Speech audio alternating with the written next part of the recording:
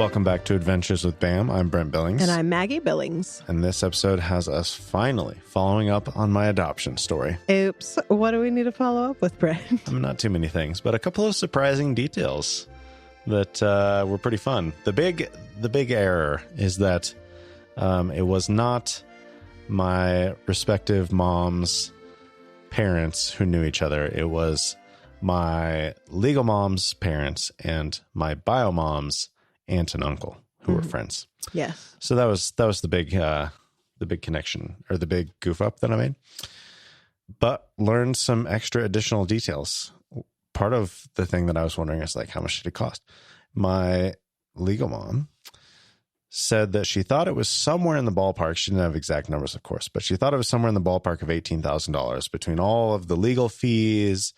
And my bio mom went to live in Texas for a little while, and they might have paid for some aspects of that. We're not quite sure. My bio mom did have some kind of a job while she was there. But my legal parents bought her some maternity clothes and various things. So it's all in about $18,000, which in $2025 is about 50 grand. Yeah, that's a chunk. Which is so crazy. I don't know how we would do that. What an incredible sacrifice. I mean, is that about what adoptions cost now? I actually didn't look into adoption. I should have done that. I heard an offhanded comment that when you have a kid, it costs $20,000 in the first year, which I don't know exactly. High, that does seem based high. on our experience. I mean, Yeah. I think it definitely can. I mean, especially birth-wise, if things don't go as planned or if there's complications, I can see how it can definitely get up there. And I suppose that's some kind of a nationwide average, and it's Sure. you're buying a certain kind of thing and everything's brand new and all that stuff. That's probably true. I can understand how that number comes about. But either way, good chunk of money in 1985. So, and it's not like I grew up in a particularly rich family. So that was they wanted it. You were wanted. Yeah, no, I mean, sure, of course. There were some complications with my bio mom being in Texas, though, and getting care for the adoption, because getting a direct connection, hey, we know somebody who's having a kid, cool, we know somebody who wants a kid, and then them just making that connection, totally legal in Kansas, not legal in Texas. Yeah. So the fact that she was there made some of that stuff complicated. So that was... Yeah, she said she went for a doctor's appointment or something, right? Yeah. Yeah, and they were like, okay, what's your situation? Blah, blah, blah. And she was like, oh, my family, we know another family, apparently in Texas at that time, no, you had to go through an agency if you were going to adopt. That was the only legal way. So... As far as why I have two birth certificates, apparently my bio mom was filling one out more for her own ability to give proof of birthing a child than for there's no legal bearing to it other than that, but just as a document for herself to say yes, I gave birth to a child. It's still interesting to me that they do it that way and not just have an extra line or a note or something and just have it all in one document. But cool, either way, I still like it. Yeah. Most people can't say they have two birth certificates. Right. And then the other thing that I didn't quite understand, apparently how it worked, is that I was adopted straight out of the hospital, but you had the option of staying with the baby for up to 3 days. So my mom took the full 3 days to stay with me, which apparently made my legal parents and grandparents nervous as all get out that she was going to change her mind.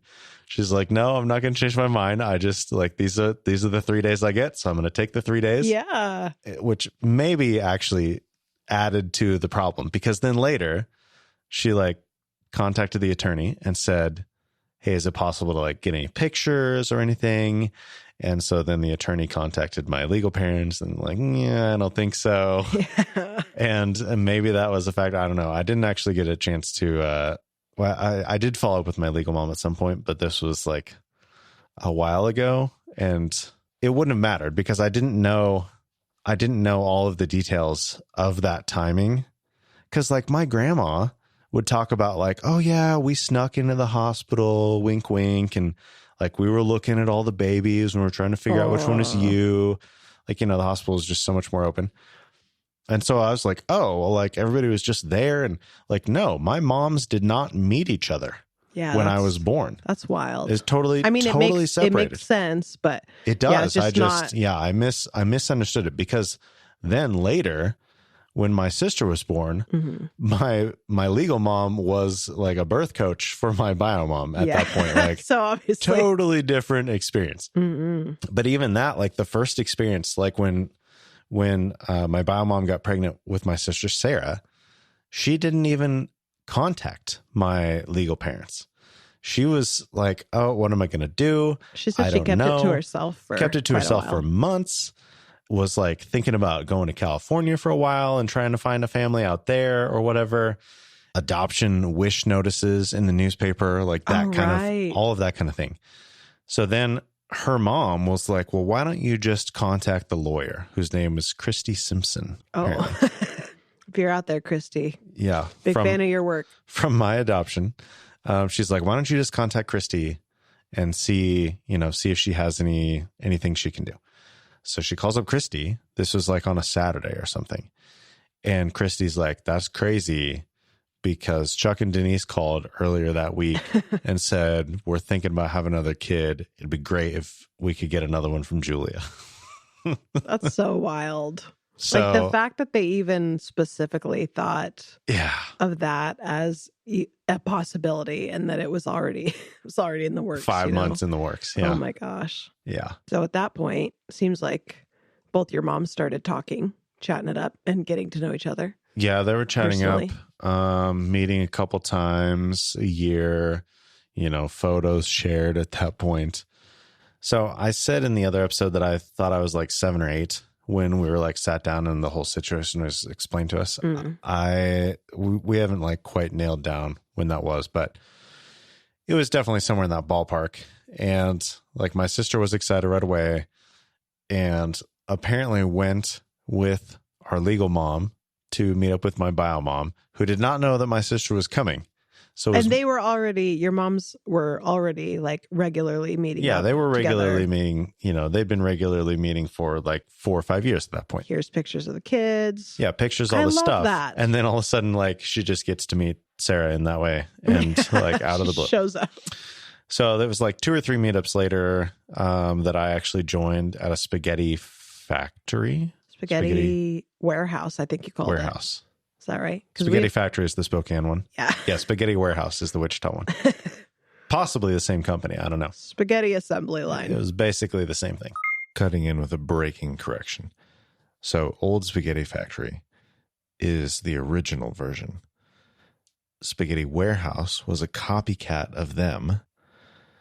And then Spaghetti Works was a copycat of Spaghetti Warehouse. Spaghetti Works is the one that was actually in Wichita, which whatever. I still maintain that they're pretty much all the same. But what distinguishes them in my mind is that Old Spaghetti Factory, their domain is osf.com. 3-letter domain, pretty cool, has to be a point of pride in the company.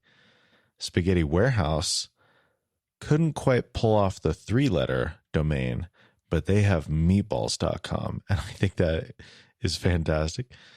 And then Spaghetti Works has spagworks.com, which is real lame in comparison. So that's where it stands, but Spaghetti Works is where it happened. So I guess that is the way of things in my story anyway. But yeah, we met it there, and I was like, how much older am I? I'm 9 years older than my sister Emma and 11 older than Claire.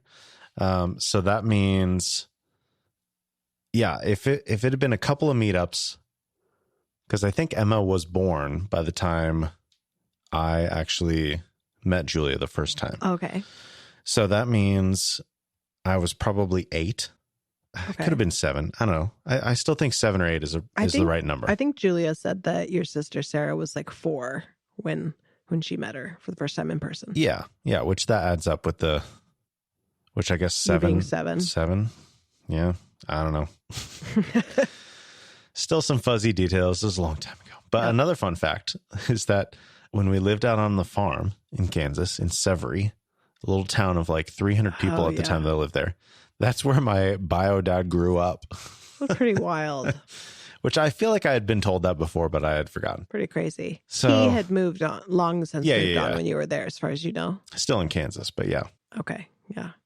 I wonder, I mean, like, I'm sure he had family there, right? Maybe. It's just Like, such a small town. Do you, I guess we've seen pictures of him, but do you look like him? Like, I don't know. I would think in a town that small, wouldn't people go, hey, that kid looks like this other kid? Maybe. I don't know. I don't know. I don't know. But yeah, I think that's pretty much all the details that we had to follow up on. And some fun extra information. Yeah, it's nice to we need more people to fact check our stories so we can do follow up. Yeah. Thankfully, we have a handful of pictures from things here and there, but boy, your family tree story is fascinating. I feel like probably once or twice a year somebody's like, okay, can you explain it to me again? Yeah. Like, even my family's like, wait, which dad, which mom are you talking about? I need like a digital whiteboard. A digital whiteboard. I think that's called like an iPad. Well, yeah, but I need it to be whiteboard size, you know what I mean?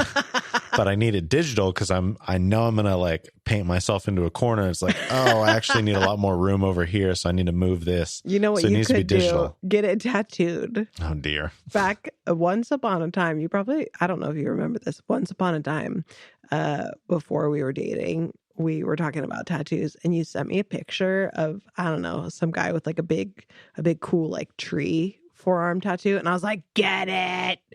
And you were like, yeah, if I ever got a tattoo, it'd be something like this. And I was like, get the tattoo. This is your moment. You could do it, and then just label the tree branches with all the names, the family members, and the different branches of it, and then you'd be ready. That's your digital whiteboard, except it's in ink forever, and it's ready whenever you need it. My family tree is like the branch timeline at the end of Loki. Loki. Spoiler alert. The temporal loom. The temporal loom. I seriously can't think of a better way to describe it than that. The temporal loom. I feel like, yeah, the only people who will appreciate that are our fellow Marvel folk. Well, there are many of those people out there, so yeah, I'm but not concerned about that. Of the people who are like, wait, what's Brent's? You know, what's his deal again? That's an idea. Maybe I find a T-shirt with the temporal loom graphic on it. Like, what's that on your shirt? Take that down this to is my Moscow family Apparel. tree. I bet Moscow Apparel would be happy to order that for you. Screen print it, baby. All right. Well, our first full episode of follow-up. Yes. Perhaps not the last. Enough. Wow. I mean, we made it, year and a half before we had to do a follow-up correction episode? I mean, we needed to do this follow-up correction episode a week after the last one came out. Well, we're following up on episode 42, which came out in September 2024. So here we are 8 months later almost. Man. So long overdue, but we're done. We're a little busy.